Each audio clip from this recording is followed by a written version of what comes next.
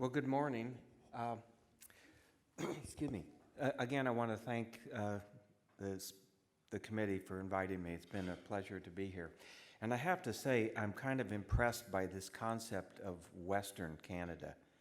Okay? I mean, come on, it's 2/3 of the landmass of Canada, and it's Western. So either that's a feeling about the East, or an arrogance about the West. I mean, come on, it's 2/3. A bit of both, okay. But anyway, I do find that impressive. Renaissance. Now, that was the title that Paul gave me. And I thought, well, Renaissance, that's kind of like enlightening, right? And I'm not so sure I'm going to talk about enlightenment. But I think the purpose of it was, why was there a resurgence of PD in the U.S.? One, was there? And two, if so, why? So I want to start with that. And let me give you the objectives. So to get there, I want to talk a little bit about the funding in the United States. Because even though it's different than here, there are many aspects of it that are relevant.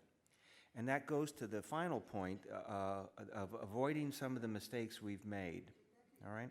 So, Santayana made this comment about those that fail to heed the lessons of history are condemned to repeat them. And there is something to be said for that.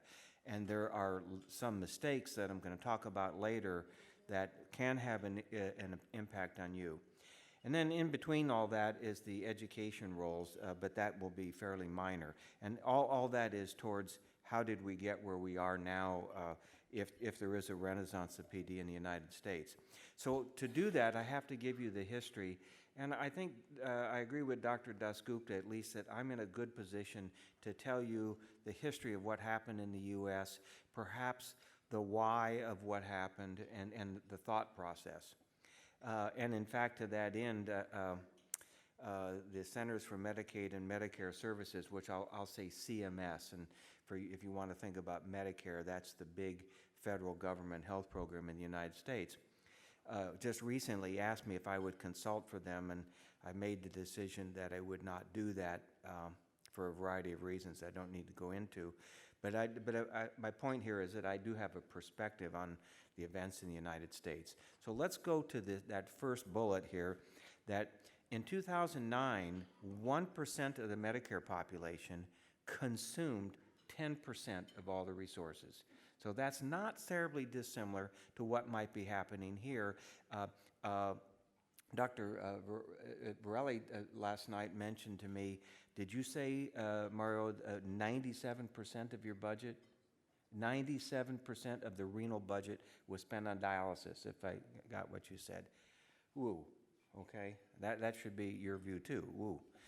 All right, so the U.S. government then, to reduce cost, passed a law. We call it MIPA. It doesn't matter what those abbreviations stand for. But in that law, it said you, the regulatory body, will develop a prospective payment system so that we, the government, know what we're going to pay. All right? And then it has to be revenue neutral. So the year before and the current year would cost the government the same. And it totally ignored new patients coming into the system. Now think about that. First of all, if you were a government person doing this, you'd have to be considered brilliant. If you were on the provider side, that's a potential disaster. So this was what transpired in about 2009. So, the reason is that the government was overcommitted. You might recall that in 2003, we invaded Iraq, okay? That actually cost a little bit of money, all right, to do that. And so the government was completely overcommitted by the end of George Bush's presidency, and you know what happened in 2008. So the state governments were in crisis. The private, we call private insurance commercial insurance, and most companies that have a large number of employees provide that.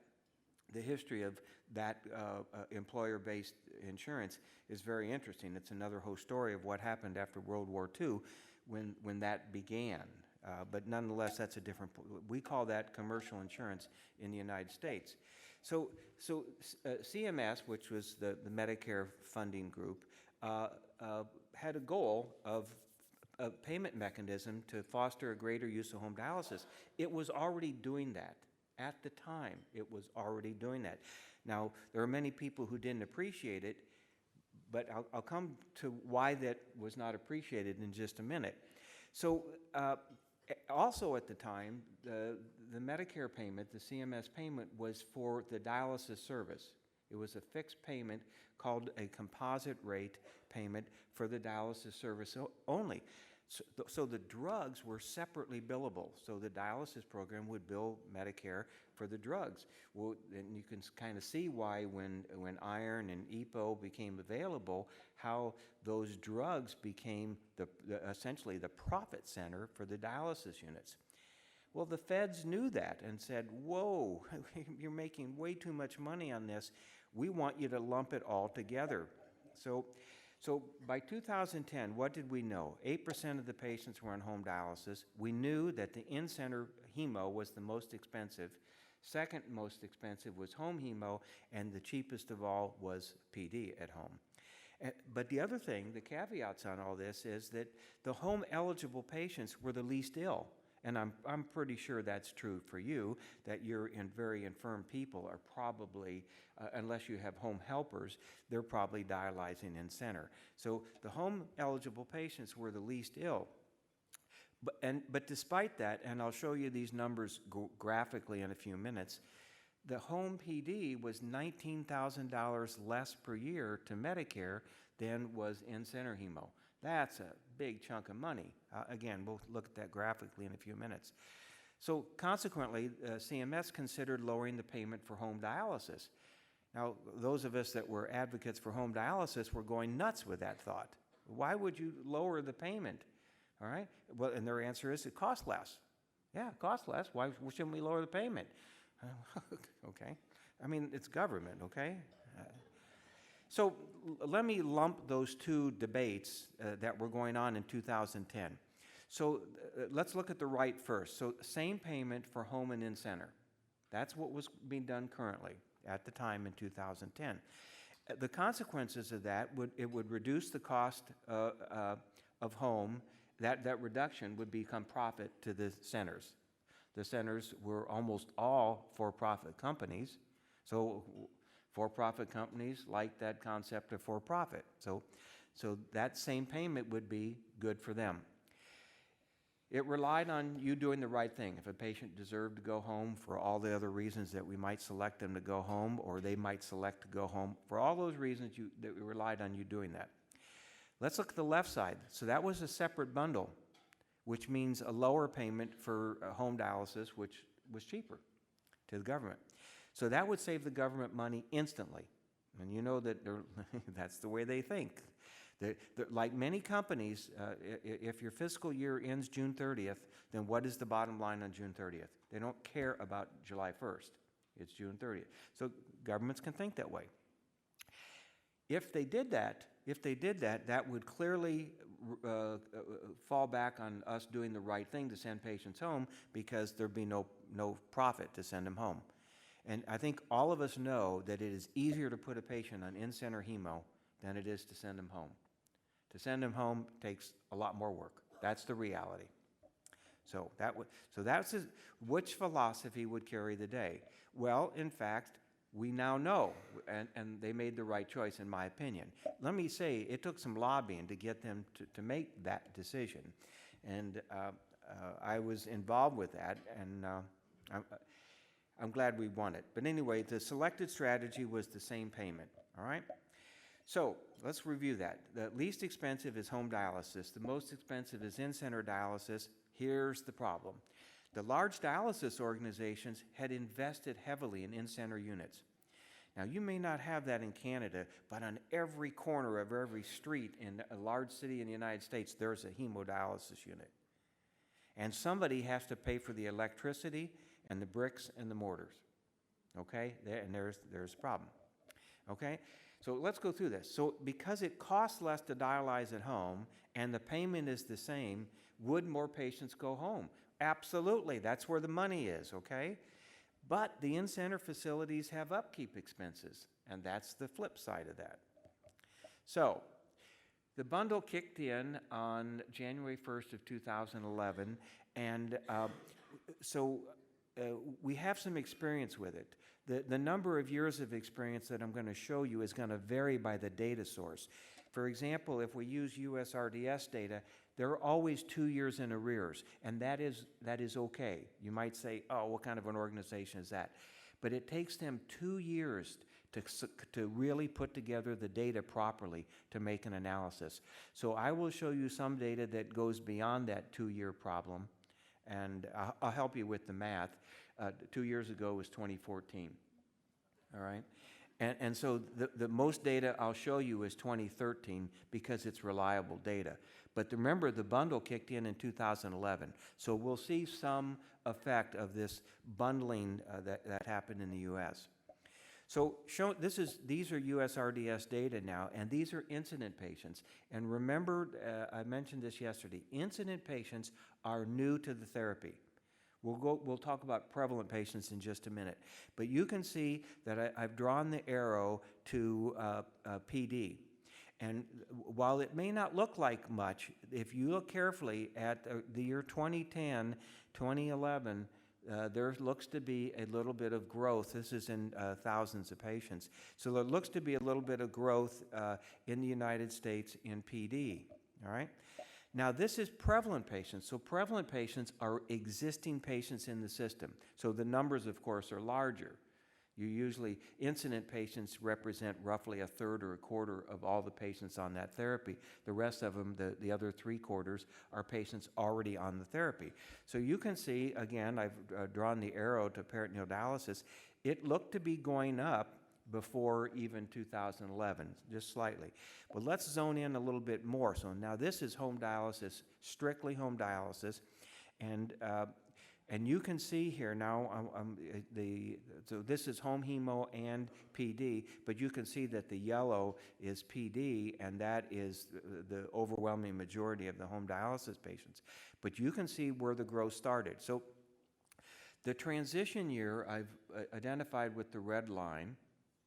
And let's assume that we knew a year before that transition year what was going to happen. So I'll call that this green area, and is that rise of incident patients anticipation? Was this thinking, well, the bundle's coming in, let's start increasing the number of home patients? But I think you can see that to the left of that green box, there still looks to be a substantial rise after a sustained decline, now a substantial rise in the incidence of patients using home dialysis.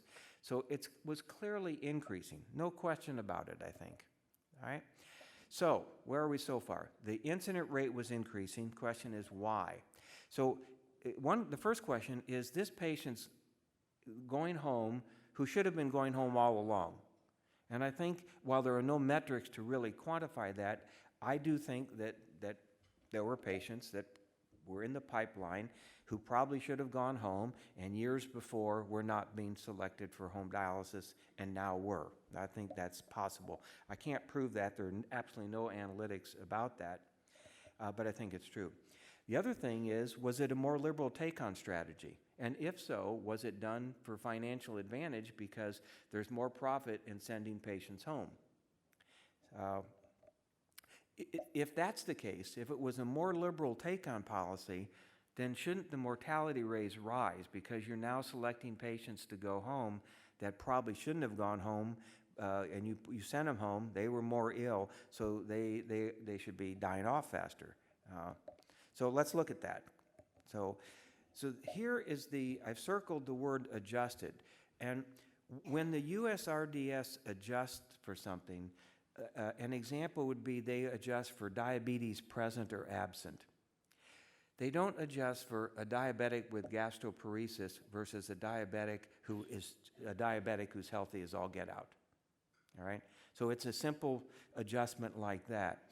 And how many of you have 85-year-old dialysis patients who are very healthy? Some of us do. But they don't separate an 85-year-old that's healthy from an 85-year-old that's not. Excuse me. So be careful with adjustments. Adjustments are the known knowns. They're not the known unknowns or the unknown knowns, okay? If you understand what I'm getting at. Well, if you don't, Donald Rumsfeld explained it during the Iraq War, you know, in trying to justify the Iraq War. Remember what he said. Anyway, so adjustments are what they are. They're adjustments for what you know to be so, all right? So anyway, if you look at these adjustments, and I want you to pay attention to the PD, which is that sort of brown color, that even adjusting, the mortality rate was dropping faster than any other therapy in the U.S. for mortality, all right? So we were doing well during this same period that if we had a more liberal take-on rate and we were putting more ill patients on PD, then why wasn't that showing in the mortality? So I think that the more liberal take-on rate goes to the things that Dr. Mayorta said yesterday. We're taking better care of the patients, and I think that is an observation that's fair. So I don't think that the mortality rate was rising. I don't think, it does not appear so to me. So in any case, so PD growth was increasing. So then the next question would be, the logical question would be, do expenditures parallel this increase? And sure enough, they do. So PD is that middle yellowish bar, and if you pay attention to those last few years, and you do it relevant to the blue bar, the component of the bar that's blue, you can see that at least it looks like the increase in the PD, the yellow, looks to be fractionally bigger than the increase in the blue bar, which says that the expenditures that our government, that the U.S. government was paying for, were paralleling the increase in the number of patients on home dialysis. So it's sort of an internal check on whether you got it right or not, and I think you did. Now this is a very complex slide, so don't worry about it because I'm going to help you through it. So this is the growth from 2009 to 2013 by the dialysis chains in the United States. And so I'm going to zone you in on just the percentage. So that first group at the top, and I'll point on the, this is the one I'm talking about. So this would be Fresenius, and they had 123,000 patients, and 6% were on PD in 2009, and then 8.5% by 2013. So then let's zone in on the last column, and this is the relative increase. So this was a tremendous increase. Now you can look at the absolute numbers, or you can look at the fraction, but this is an enormous increase in the take-on rate in dialysis in the United States. I want to go back a few slides because I want you to look at a curve again that you've seen twice already. So let me go back to it. Oop, there it is. It's that curve, all right? And so the increase, I think most of us would agree that the warning is here, and that by the time you get over here, there's an increase. Would anybody argue against that, looking at that curve? All right, so let me go forward, because I'm going to take you through. So let's look at these large dialysis organizations. So these are the two largest in the United States, and I showed you in the preceding slide how many patients were there. And just like yesterday, if you send me an email, I'll send you the slides, so you'll have this data in front of you.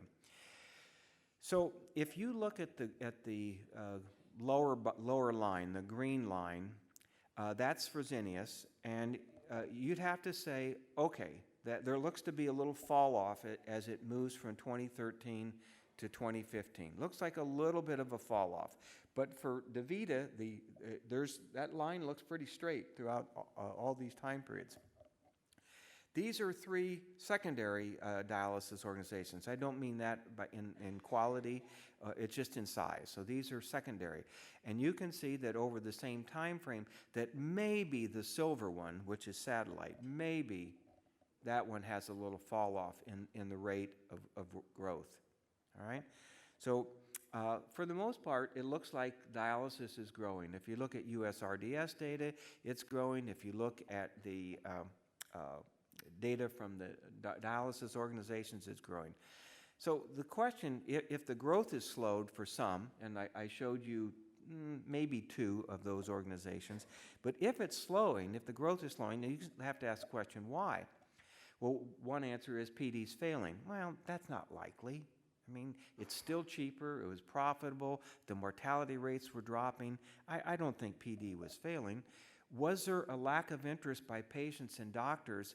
And that's always possible. And if that's the case, why would they have a lack of interest? Well, before I go into that, let me go through some dangers that some of us saw. And when I go through the dangers, then you might say, okay, patients and doctors may have perceived that, and maybe that's part of the problem. So let's go through some dangers. I don't think that the growth of PD slowed substantially. I think, in fact, on the whole, it increased. But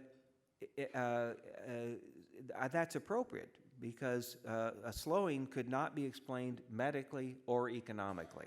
So I'm not so sure it slowed, even though for a couple of organizations it did. But the biggest fear was because it was so much cheaper and because it was growing, think like a government regulator. Think like a government economist. Aha, there's an opportunity for a lot more savings. And I do think that fear drove some of these organizations. The fear that CMS was then going to cut out that whole profit side of home dialysis. So let's look at that. So here are Medicare expenditures by therapy per patient, all right? And so I had mentioned to you earlier that in 2009, the cost to Medicare was $19,000 less for a PD patient than it was for a in-center hemo patient. Well, lo and behold, by 2013, is that 2013? Yeah, I think it's 2013. The difference was now $14,000. Now, remember, I said that I think we had a more liberal take-on rate. And if you have a more liberal take-on rate, some of those people are going to be sicker, and there's going to be a greater cost to Medicare. And I think this is totally consistent. So, one, PD patients are recently costing more than they did before. If you look at the line from the yellow line from 2010 to 2013, their cost per patient per year is clearly going up. In addition, we had a decrease in mortality. So if you were a government regulator, here you go. This is the place where you go to cut your expenditures. So the bundle, which was the putting together of all the payments, which included now the erythropoietic stimulating agents and the iron and the vitamin Ds, all that was put together in a fixed payment called a bundle. And it was designed to incentivize or to incent sending patients home to home dialysis. And home hemo, home PD were growing. PD survival rates were improving despite the more liberal take-on strategy. And the cost of PD patients was rising such that there was a less differential between PD and in-center hemo. I've showed you those data. So, and was that change, was that increase in the cost of the care of a PD patient due to this more liberal take-on strategy? It's more costly to take care of sicker patients. I suspect that that's the reason. I can't give you any more data to come to that conclusion than what I have, but it seems logical to me. So if all that's the case, and PD wasn't failing, and was there a lack of interest by patients and doctors? And I think that there was a fear of reduced payments because when the new administration came in, they said, let's revisit how we can save money. Medicare is costing us so much money. So we made this incentive before of equally paying for home dialysis and in-center. So there's our target to go after it. And I really do think that there were groups in the United States that had the fear that this would happen and thus backed off the recruitment of patients to go home. But there was another thing that occurred too, and that for us was the solution shortage for cycler patients. Now, let me ask this. How many of you were aware of that problem in the United States? All right, so a scattered number of you. Well, so there was a solution shortage. We were notified in June of 2012 or 2013? I can't remember which year it was, but it was June that within the next 6 weeks, there was going to be a shortage of solutions for our cycler patients. We were given that notice about 6 weeks before it was going to kick in. Now think about that for a second. So did that have a perceived effect on the recruitment of patients or not? All right? I think it did, but it's a rhetorical question. So here's the problem. We had 80% of our patients, like you do in Western Canada, on cyclers. And if there's going to be a solution shortage for cyclers, that leaves you the option of doing ambulatories. So this network was set up. Baxter set up this network, and it was called KCER, K-C-E-R, and what it stands for is shown here. And they had open teleconferences. They were occurring every 2 weeks when it started, and then it's moved to just 4 times a year. And so the supplies for automated PD patients would be available for current patients. CAPD was available to new and existing patients. And so that was where we sat when the solution shortage occurred. Then the AMIA, which is their new cycler, it's an absolutely incredible machine, was approved, and it was available to current and new patients on a first-come, first-served basis, and there were only about 1,000 available. So that was sort of the teaser. If you want in, get in. In fact, just yesterday, I saw the contract for us for the AMIA cycler, and it is going to cost us $300 per patient on the cycler per month more than it would for the home choice. And let me say that was a sweetheart deal, because other programs, it is even more expensive than that. But this is, how many of you have seen or heard of the AMIA? Okay, a few of you have. So the AMIA, it's almost a dream machine, in my opinion. Through a wireless internet service, our nurses can adjust the therapy. Through that same service, everything that patient is doing, we see, and we can see it in real time if we want. So the analytics are just going to be incredible, all right? And I can understand why it might cost more. There are some programs that are paying 2 and 3 times more per month than what we are. And like I said, I just saw our contract just yesterday. So anyway, so that was approved, and in January, so that is now just 3 months ago, was the first time Baxter mentioned during this conference call that there were 3 components to this problem, this solution problem that we'd been facing already for 2 years. That there was a problem, that there were cassette and solutions were thrown into the mix. Previously, there was just a shortage of solution, and now they were saying that there were cassette and you know what I mean by the cassette problems. So we've now been some 2 years dealing with this shortage problem in the United States, which you don't have. Your manufacturing is here, and good news for you, and good deal, and your manufacturing plants helped us some. So did the manufacturing plants in Ireland. And I think Baxter purchased a plant in Mexico outside of Guadalajara. I've actually visited that plant.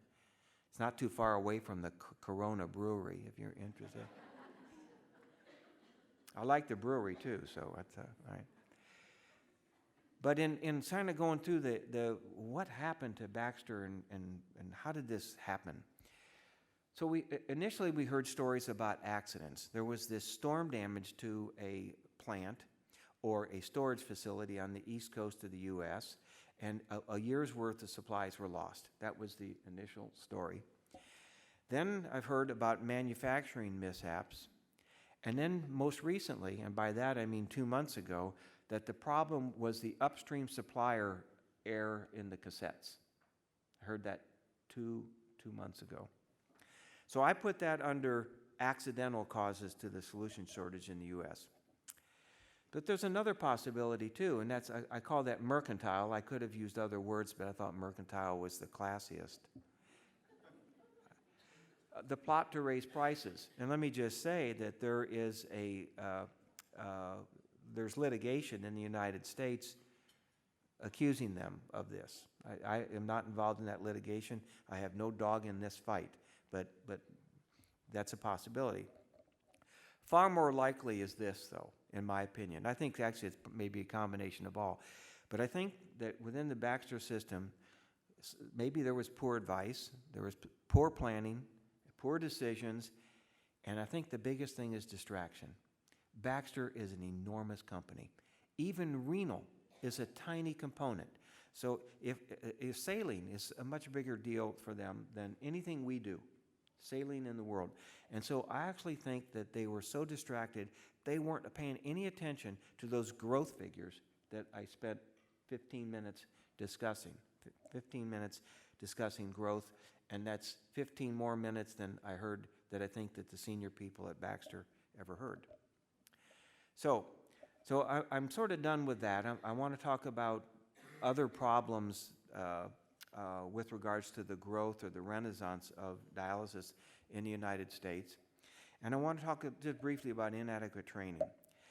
Now, your fellowship programs in Canada are really much more geared towards training fellows for dialysis, about dialysis. In the United States, unfortunately, the fellows are siphoned into labs, or they're siphoned into critical care units where certain cheap labor is needed, all right? And so the number of, I have a large home dialysis program in the United States, relatively large. And fellows come by assignment, and they make those commitments about half the time. So they're assigned to come, and they're pulled away to do a central line or something, okay? So we do a very poor job, even in our own program. And speaking of my program, Vanderbilt, we're the best place in the world. You just ask us and we'll tell you, all right? So even in a program like ours, we struggle in the education of fellows. I have some guys that are out there that are real stars, but nonetheless, I think it's a problem. Another problem, I think, and I urge you to kind of be aware of this if you go to larger dialysis organizations, and if you move away, if dialysis ever moves into the private side in your country, be aware of this. The dialysis organizations have to chip in. Now, they'll chip in for a meeting like this. They would support a meeting like this. But I'm struggling to get them to support these smaller educational meetings that I'm very involved in, which are education for home dialysis. So in my opinion, in the United States, the dialysis organizations are not chipping in to what they need to do. With regards to the staff, this includes the hemodialysis staff to stop with the misinformation about PD. So I've got a patient on hemo for a variety of reasons. They started on hemo, and they're on hemo, and the dialysis technician says, oh, you don't want to do PD. They all get infected, and they come back. And it goes to what Dr. Mayorta was talking about yesterday morning. I mean, why? It's easy for us to talk about without any knowledge. That's the easiest thing in the world to do that. You know, it's much harder to talk based on knowledge. So I think there's a problem, is that the in-center staff needs to be trained too. And again, I come back to the dialysis organizations. If you ask them, are they training their staff, their answer is, oh yeah, our training programs are just unbelievable, you know? But there are no metrics to prove it. So, and the proof is in the pudding, so I think we have, I'm a part of an organization called Home Dialysis University, and I know there's some separate ones in Canada. By the way, ours were first and yours were modeled after ours. I'm proud of that. No, I'm quite proud of that. Let's see, the Canadian, Joanne Bargman, I think, is the only Canadian on our full-time faculty for these universities, and Joanne's incredibly helpful and a good teacher. But we put on multiple courses in the period of a year, and so I try to get the dialysis organizations to chip in. I said, why don't you send 40 Fresenius doctors to this course? Wow, we could do it better. Okay, we can do it better. Can't prove that, but anyway. So I guess I should have disclosed that I'm a preacher for this course. We have, in these home dialysis universities, we have a separate course for fellows versus physicians that are already in practice. The curriculum would differ, as you would expect by the experience of those two groups. So let's go to, I'm sticking to training, and patient training is pretty well done. We're getting better at it than we ever were. And then so after training, there's retraining, and after retraining, there's retraining, and after retraining, there's retraining. And you heard Dr. Mayorta say that he thinks that's the single most important reason for the reduction in peritonitis rates. I absolutely believe that. And I'll just, lessons from history, this is a paper worth, I think, having, where Beth Peritoneal and a working group from the International Society actually made specific recommendations. I think this is absolutely outstanding, and I'll tell you in just a minute what we do. But retraining after any hospitalization, after any infection, after any change in dexterity, vision, or mental acuity, and 3 months after initial training and routinely thereafter. And that's what we do. And we lowered our infection rate, while there are probably multiple causes to, or multiple contributions to it, but we lowered our infection rate from 1 every 18 months to now 1 every 36 months. So that's a reduction in half of the infection rate. So I am a believer in this retraining and retraining of our patients. Other trends that are hitting the United States are quality metrics for home dialysis are going to be phased in. Now, you could say, oh, gee, you should have had quality metrics all along. But our quality metrics have to do with punishment. And now think about that a second. So if you don't achieve a metric, you now get a payment reduction. And that's what I'm talking about phasing in. And that has some of us nervous, because I believe that the decision to go home is predominantly the patient. If the patient's competent to go home, they should go home. And this should not be about certain metrics that government regulators talk about. So I am concerned about this myself. So I think that CMS needs to seek advice, and they occasionally, when they seek it, they occasionally heed it, but that's not often enough. So advice to all of us, and these are things, Mario, that we talked about last night. We must be wise stewards of our limited resources. If payments are bundled, and they are in the United States, then a more expensive therapy like a cycler is disincented. Our cycler costs a lot more. I just told you how much the AMI is going to cost us more. So it's cheaper to do CAPD than it is cycler, but our patients want cyclers. So I'm going to have to cut into our profit on this to provide those cyclers. So again, be wise stewards.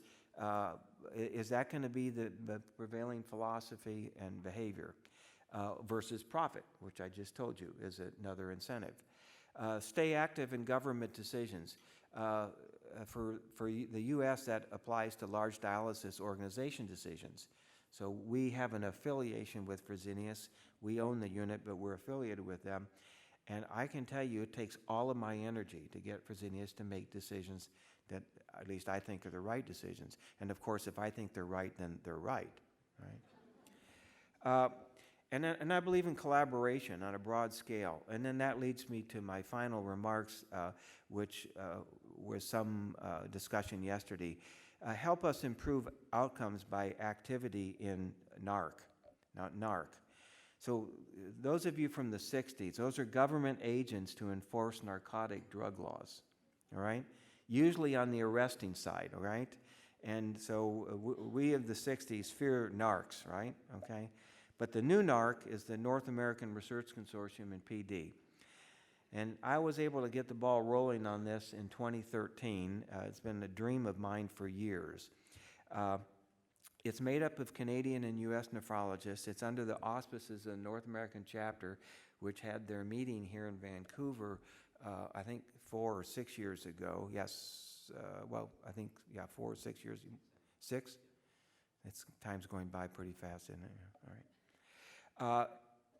Participation is open to any and all interested units, and Mario, your name isn't on here, so I don't know why that is, and some of you other folks, it will be now. Yeah, you're feeling bad about it. Yeah, you should. All right. Anyway, so, but Rob Quinn is one of the leaders. The leaders are Rob and Matt Oliver. Matt's in Toronto. And the names that Rob gave me are those names, okay? And I know some of those people are here, but please be in this. Now, what are we going to do? So what is this organization? Our first thing is we have to prove we can organize. If we prove we can organize, then we have the chance of getting industry money and competitive public grants. That you have to prove you can consort. It's called a consortium, and I know that might sound trivial, but it is crucial that we prove we can do it. We have in a small sense. What we're doing now is we are pilot testing an in-detailed questionnaire about catheters. I have a fellow in our program that interviews the surgeon within a day of placing the catheter so that we know that surgical technique precisely. And so that's being pilot tested, and eventually we'll go out to all the sites, and you can either choose to participate or not participate. But imagine the data we're going to gather in detail about catheters. And so eventually, once we prove that we can stick together and consort, then we'll do interventional trials. And when we think about the interventional trials, I'll mention one and the number for a minute. So the SHARP trial was looking at two anti-lipid agents to see whether it improved cardiovascular outcome. And it was thousands and thousands of patients with kidney disease. And I think it was 250 patients were on PD. And it almost achieved significance in showing a benefit, but not quite. Imagine if it had been 500 or 600 patients. Then we would know much more, a randomized control trial. So there's lots of room for this. And so I'm making the appeal to you. If you're not in it, please join. At the moment, it's not going to cost you anything. Later, I believe it's going to cost you effort. I believe it will cost your staff time and effort. That is the only honest answer I can give you. So let me close with, can you name the first 10 presidents?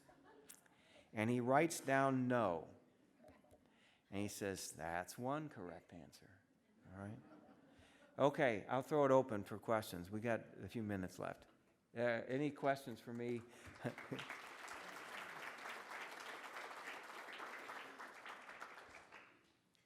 don't have a mic, but I'm pretty loud here.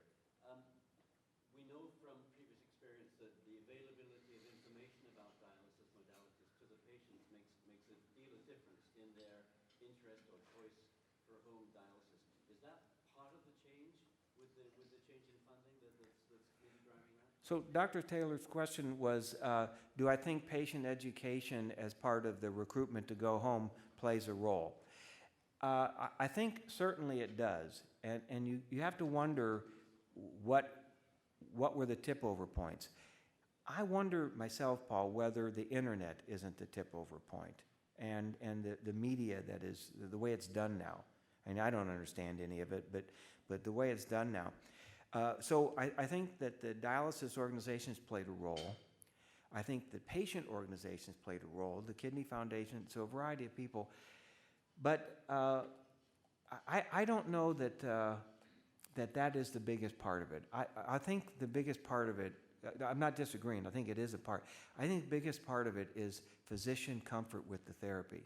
That if we've educated the physicians well enough, they're now more comfortable with the therapy, and it becomes a self-sustaining growth rate. I think that's bigger. But I do think, of course, patient education played a role. Yes, ma'am. Bernadette Thomas from Seattle.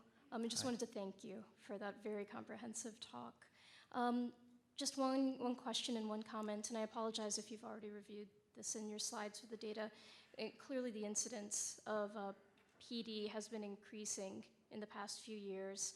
Do we have any knowledge of whether retention on PD is improving, or do you think we need more time before we can really robustly evaluate that? And I did, and just the comment was that I wanted to echo the sentiment that with the fellowship programs being so strongly centered around hemodialysis, I feel that if you're not graduating people who have an equal level of comfort in the technical aspect of home therapies, but also belief that the therapies will work in the long term, it's very difficult to give a non-biased view for the patient of what their options are. Thank you. All the second part of that I fully agree with. I mean, to that, and I'll come to the first comment in just a minute. Mike Hatterley was a fellow with me a lot of years ago. About 3 or 4 months before he realized he was going to go into practice that had a large number of PD patients, he hit the panic button and decided to come to a home dialysis clinic. And he did a very good job, but at his, he lives in Montana, which is fairly remote part of the U.S. for, I guess the Canadians know where Montana is, right? Right? It's south of the border, he says. Yeah. But it is remote, okay? And people from Manitoba, you can relate, okay? So it's remote. And so he called me the day before his first big clinic and said, will you be available tomorrow when the poop hits the fan? And I said, yes, I would be. And he called to say that everything was going okay. Now, my point being is that when he hit the panic button, in 4 months, he was able to get some skills. And it goes to your point. If we don't teach them, they're not going to learn it on their own, which is why there is the home dialysis course, which your associate, Dr. Mayotra, is involved in. Now, to the first part of what you said, you and I both need to get his slides from yesterday, because he did talk about retention rate yesterday. He had it in years of retention, okay, technique survival. So, and my recollection was he showed it was going up, that the retention rate, that the years technique survival was longer over time. So you and I need to get his slides, but he presented that yesterday. Did that answer both parts of your comments? Thank you.